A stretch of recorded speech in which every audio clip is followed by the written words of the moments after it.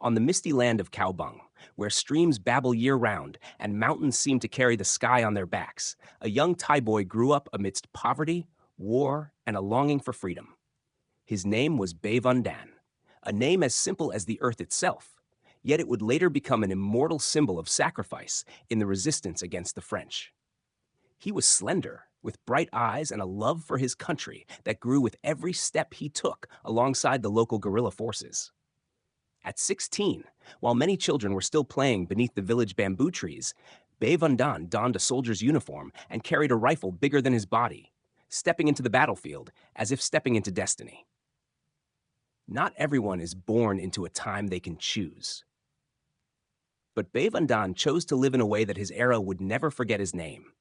With that small body, he became a living rifle stand amid the fiery battleground of Dien. A brief moment, yet one that made a nation bow its head and carved his name forever into history.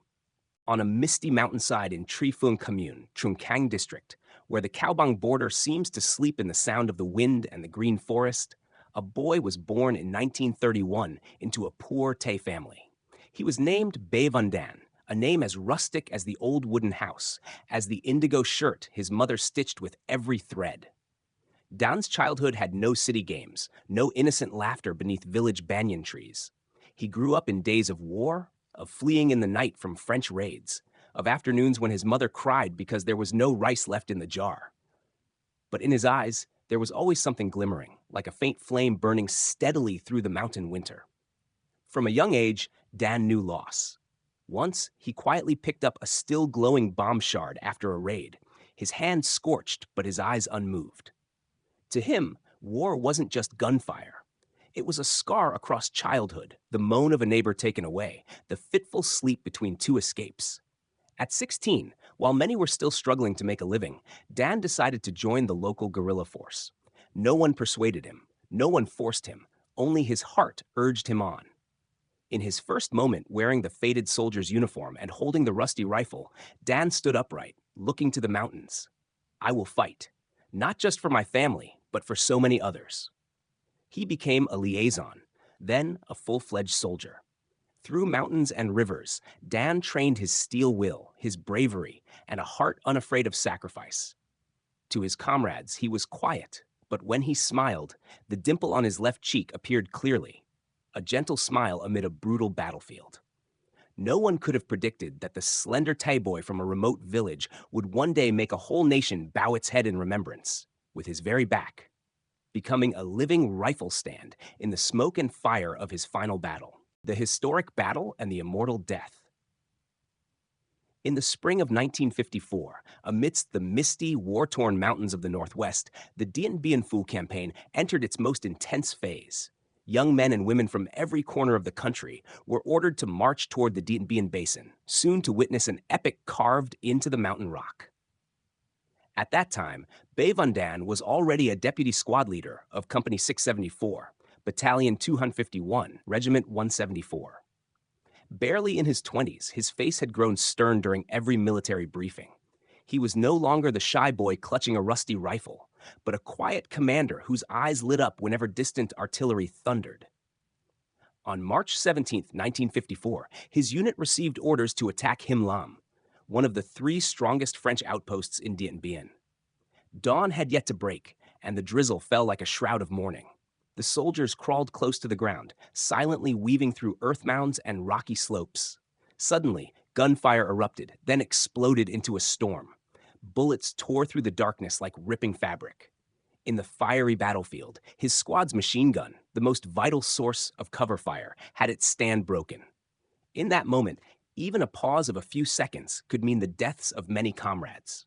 While others were still scrambling, Dan leapt forward, without a word, without a second of hesitation. He knelt amid the rain of bullets, bent his back to form a living gun mount, and managed to shout, "Just shoot! Place it on my back and fire!" The gun was immediately set on his back, now a living platform in the middle of battle. His comrade pulled the trigger.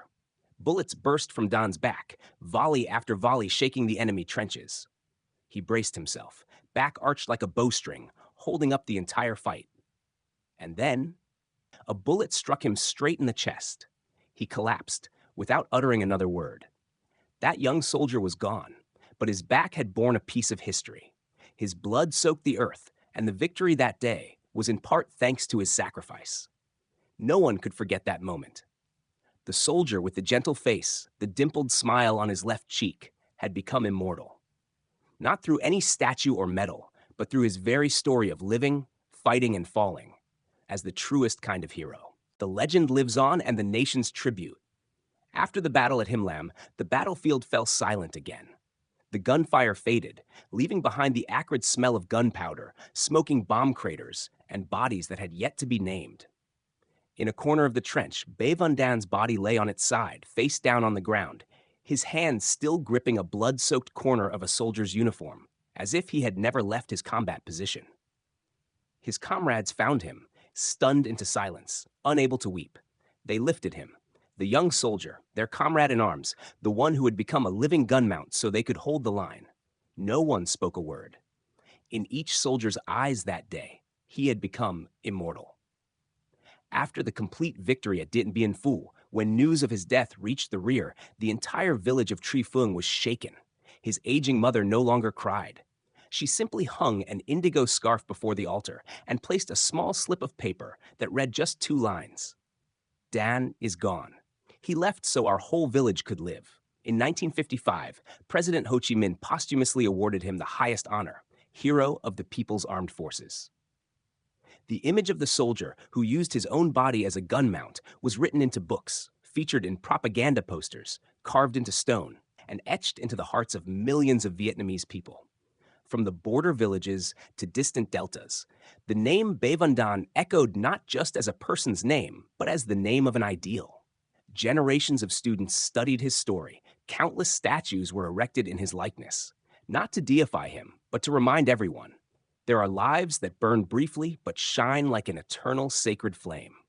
Many roads, schools, and military units bear his name. On the summits of several high points in Dien Bien, his story is still engraved like part of the mountain's flesh, where a young soldier once fell but never let go of the battlefield.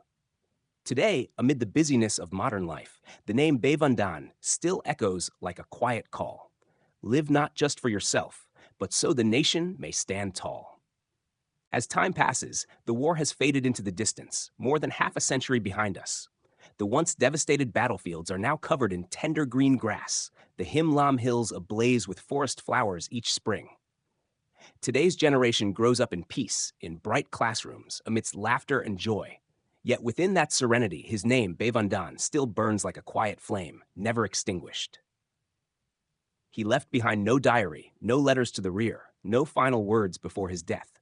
All he left was a blood-soaked back, a single act that became eternal. And from that very moment, he delivered a message without words. Patriotism is not something grand. It is simply the courage to lay down your life for what you believe is right, and that alone is enough to be called a hero.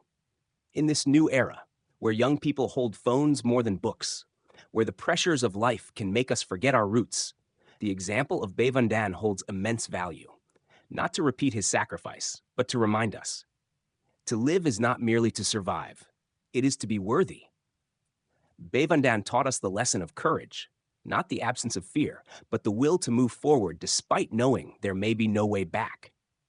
He showed us that a person can be small, poor, and unknown, but if they carry in their heart the ideals of serving the people and the nation, they stand shoulder to shoulder with the greatest figures of history. Bay Van Dan became a legend not through grand gestures, but through one simple moment. The moment his heart chose his comrades, the battlefield, and his country over his own survival. And now, among the countless lives of today, he still lives on, in every student's footsteps on roads that bear his name, in every lesson that tells his story, in every heart that still stirs at the sound of the word Toquuk, homeland. Hero Bay Van Dan is not just a name mentioned in history books. He is the living embodiment of a generation of Vietnamese youth, daring to live fully for the fatherland, daring to die without regret, and daring to sacrifice so others may live. In that brief moment in the trench, when he bent his back to become a living gun mount for his comrades, he thought neither of titles nor glory. He only thought, without a mount, my comrades cannot fire. If we stop now, the position may collapse, and if I fall, at least I will have held this ground. That act, simple yet magnificent, is the undying monument of patriotism. Not in concrete or bronze, but in flesh and blood, in unwavering loyalty and profound comradeship. He departed in his 20s, an age meant for dreams, with a long future ahead. Yet that very departure made him immortal, a flame in people's hearts, a stone among mountains and rivers. He did not sacrifice for a single battle alone, but to inscribe an epic chapter into the nation's history, reminding future generations that a person may be small in life, but if they carry in them a great ideal, they can become immortal. Today, amid the bustling cities, in classrooms, construction sites, factories, and even the peacetime front lines, his name still quietly lives on, like a whisper from history. Live clinging to stone, die turning into stone. Become immortal with the mountains and rivers of the homeland.